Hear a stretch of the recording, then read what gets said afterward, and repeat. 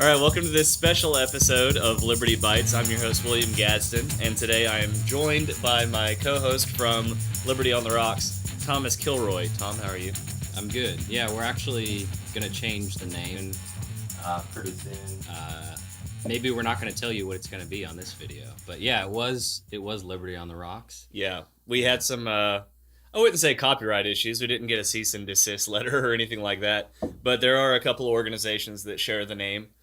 So we are going to be mixing it up a little bit. We're going to be changing the theme in this new show, dress down a little bit, maybe enjoy some beer, and hopefully have some interesting guests on for you. So, but in the meantime, of course, you can follow me on William Gaston Political Commentator on Facebook, and you can follow me on Twitter at William_Gaston. And of course, check out Think Liberty and Being Libertarian for all of our related content.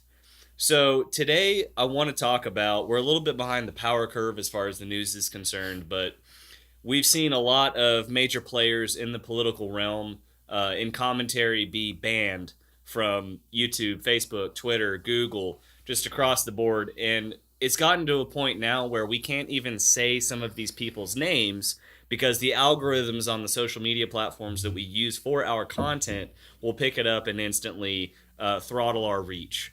But I think y'all know most of the folks that I'm talking about.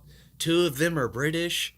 But what I want to talk about is the way we as libertarians view this kind of assault on free speech. And that's what it is. I'm not being melodramatic or, hyperbolic here. At least I don't think. So the problem here is, as libertarians, we might see a couple of these folks who, again, can't name them, but you know who I'm talking about. Well, he's a right-wing provocateur, or, well, that guy's a little extreme, or I don't agree with the things that this girl says, or whatever the case may be. And that's enough for us to justify in our own minds, well, yeah, I don't like that they're censoring these people, but I don't like those people either, so I'm not going to really do anything about it. And the problem with that attitude is that we think, because we're libertarians and we're a little bit more middle of the road in some ways between the right and the left, that we're somehow safe from these same measures being taken against us. And that's a problem.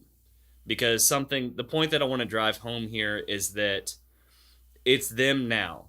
So even with people as vile as Richard Spencer, right?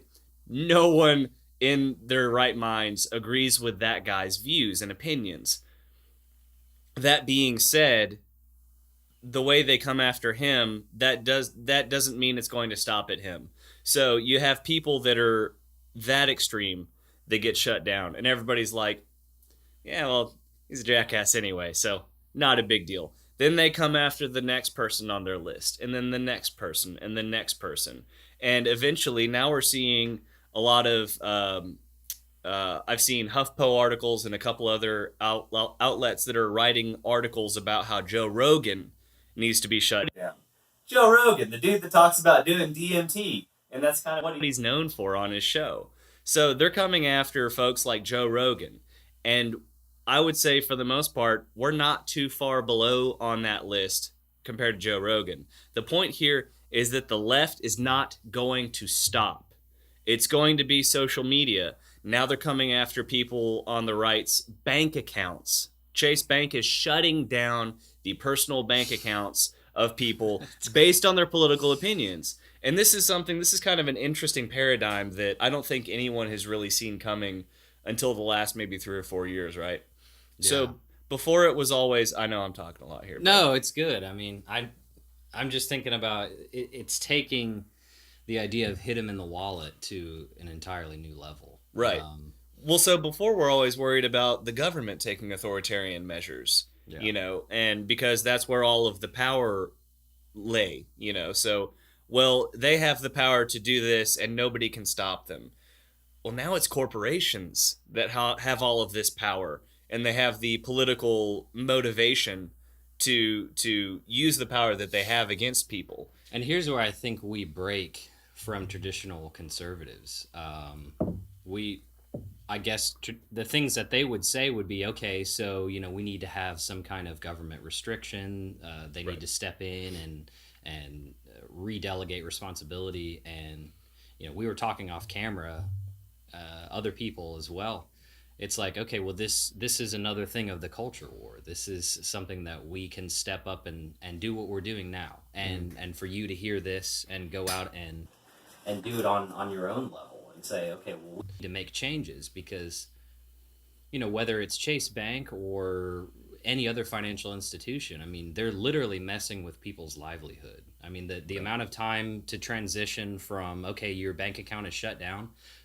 A lot of people don't know, but those funds are frozen. Mm-hmm. They're in limbo for a little while up until they can get a new account and transfer that money over. And I don't know, things can happen to people in the blink of an eye, a tragedy, a car accident, or so, whatever it would be, to where they need those funds and they're unable to do that. Their money. Yeah, it's their money. I mean, that's the bottom line of it, for right. Sure. And if these banks that are seizing, or rather shutting down these personal bank accounts, they've already shown their MO as far as how they're going to punish these people. Punish, by their standard. Yeah. Well, they disagree with us politically, therefore we're going to do this. So what's stopping them from every additional step in that process while this person's funds are frozen? Oh, yeah, sorry, we're still waiting on the paperwork, or your paperwork got lost, or, there are all kinds of ways to work around the legal forces that would have them release those funds back to the individual. So what's to stop them from doing all of those things? And you can't catch them, So I think in light of that, there's also an ongoing conversation, especially with conservatives, like you talked about. Well, now the government needs to step in and control these corporations. And this is something I've talked about before. Yeah, it's just, you've said it in different terms of, looking at the horseshoe theory or, a bent continuum, that it just seems like you can't rail against the other side if your only solution is a different interpretation of them doing the same thing. Exactly. So we need to cut a couple of main points with this segment of this episode. We need to stand up for everyone and everyone's equal right to free speech, regardless of what their political affiliation is. We need to separate the politics from the principle itself. So if we are to be libertarians and we're men and women of principle and all of these different things, then we need to show that by defending everyone across the board. And we can do that and at the same time separate ourselves ideologically from that individual's point of view, right? So we can say we vehemently disagree with Richard Spencer or even some of these other folks that have more recently been kicked off. We disagree with these people's viewpoints, but we want to protect their right to speak them anyway. And the other point being, we can't afford to fall into the trap that I see a lot of conservatives falling into of, well, the government needs to step in and control these corporations. Because as soon as the pendulum swings the other way, now the government has the power to restrict what we are doing. And so those are the two key points that I wanted to hit on that. Tom, you had something else that we were talking about off camera that's kind of recently come up. Why don't you tell us about that? Yeah, well, essentially it is people that have a minority status that are wielding that as authoritarians. And specifically we're talking about, I don't know if his days are numbered or if what's going to happen. But, Steven Crowder, part of the Blaze Network, is under fire from Vox Media. There's a gentleman, I'll say, who self-identifies as a queer Latino. He's used the descriptor of himself as being an anchor baby. And it's insane. I'm not terribly plugged into the Twitterverse, but people misattributing who said what and saying, well, Crowder called him an anchor baby. And it's like, actually, no, the guy referred to himself as that. Right. And saying that they're throwing accusations around like, oh, well, he said that, he has a lisp, which the guy does.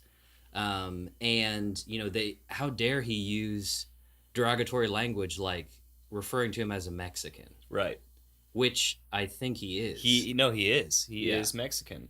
So, how dare you use this pejorative no, it's an identifier. You know. Yeah. It Now wouldn't be any different from someone saying that, they're gay and identifying themselves as that. It's almost like if you're not outing yourself, that's the wrong language, but if you are proclaiming to the world what you identify as, it's okay if you say it. But if someone else says it and they're on the other team, then they can't say that, and we're going to come for them. So the point of it is, YouTube messaged back and said that they are looking into it, and it's not an encouraging thing. Yeah, they're calling it harassment. Right. They're attributing it possibly to bullying. There's nothing that is actionable yet, but they're saying maybe Crowder violated their terms of service, and they're going to look into it. And I genuinely, other than this is authoritarianism, it's a guy punching down on Crowder. Sure. I mean, they get way more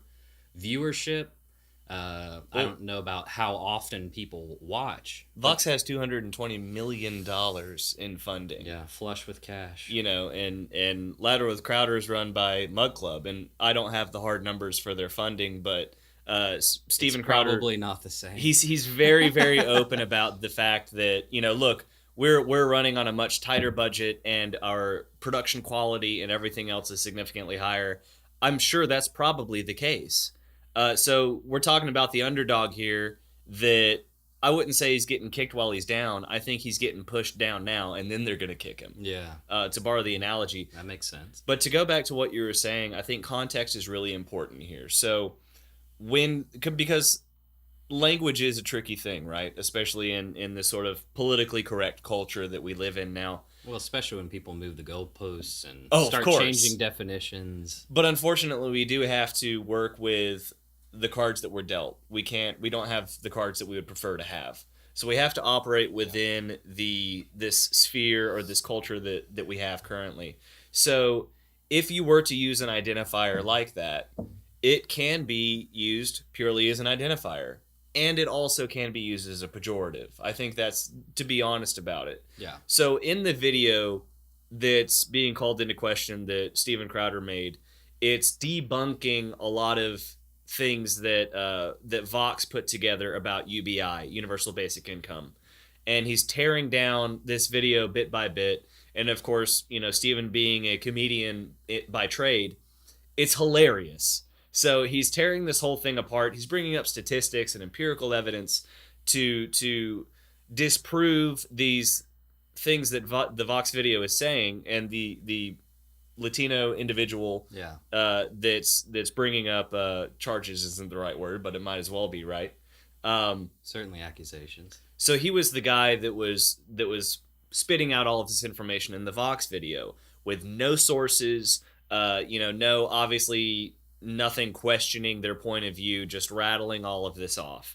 And so as Steven Crowder is kind of picking all of this apart, he's making fun of the guy. And it's not because the guy self-identifies as queer or as Latino or a Mexican or an anchor baby. In his own words, by the way. Yeah, and that's I think the key his point Twitter here. handle is gay something. At gay something. Right. I don't remember the other part, but you couldn't be more out in the open about it. Right. It's on display. Yeah, exactly. So that signals, at least in my mind, that guy is signaling that those things are open season. It's okay to make fun of. It's not a sacred cow to him until it's an advantage to him to make it a sacred cow. And that's disingenuous. That's dishonest. And now he's accusing Steven Crowder of bullying, but he himself is using the power of these corporations, like we talked about, as a cudgel. I remember specifically what we were talking about, where you're like, oh, you got to come on and talk about it. Yeah. It was some illustration he used where he was essentially equating their spat, if you want to call it that, to some form of high school. Yes. And it was, well, we're at a point now where the principal needs to step in, referring to YouTube. The principal needs to step in and make educated changes to the situation that we're in right now. And the reality of it is, I guess regardless of how he feels about his life, he is an adult. Mm-hmm. And there is no referee that can step in with the way that we have the First Amendment. Right. And maybe that's where this is going, is they're continuously pushing to change that. Mm-hmm. Now, before somebody jumps into the comment section and says, well, the First Amendment doesn't apply to corporations, we know. So we're not talking about the government using the First Amendment to regulate corporations. We're saying the principle of the First Amendment should play through in the private sector as well. It shouldn't be forced like it can with the government. But if we see that we have these things set up in the Constitution, and that is a huge part of what's made us successful, why would companies not want to implement those things or similar principles in the private sector as well? So again, I want to emphasize, we're not suggesting that anyone should use force against these corporations. We're saying it would be in the best interest of these corporations to follow these things voluntarily. Sorry, go ahead. Yeah, well, and I would say, obviously, if you're watching this, you're welcome. I don't know, I guess I can maybe link to the videos in the description, but there are two different videos, and you touched on the one on UBI. The other was strange conspiracy work that said that Fox News is actually controlling all of modern journalism. Right, I saw that one. And it didn't make any sense. No, and maybe it wasn't supposed to. Well, and that's kind of the crux of it, isn't it? Because it's like I'm gonna bash Vox here. I don't care. I'm not throwing stones while I live in a glass house. I understand the production quality that we have compared to the big dogs. But look, man, you're getting $220 million in funding, and you've got like what's that? You make like the fake blood. Like, I did that stuff in high school when we were shooting home movies and stuff. So your production quality is certainly not worth $220 million. And on top of that, you're not even using sources. You're not referencing anything. Yeah. So, Fox is controlling the media, and we have to do something about it. Like, dude, like, get real, man. It's the same thing with comparing, this bullying or this harassment with a principal in a high school. Dude, you're in your late 20s. Like, we're in our late 20s. We're adults. Crowder's in his, mid-30s? Early 30s. Early 30s? Safe to say, yeah.